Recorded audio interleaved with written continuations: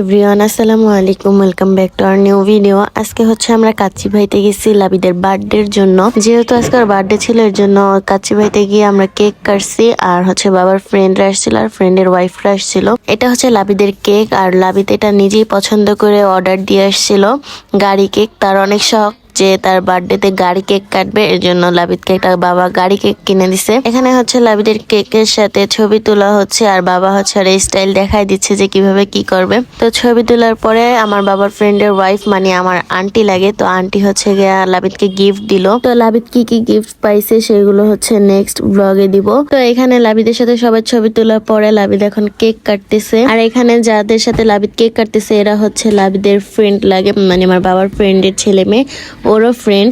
তো কেক কাটার পরে যে কেকের উপর গাড়িটা ছিল ওইটা হচ্ছে আমি লাবিদকে খাওয়াই দিচ্ছি।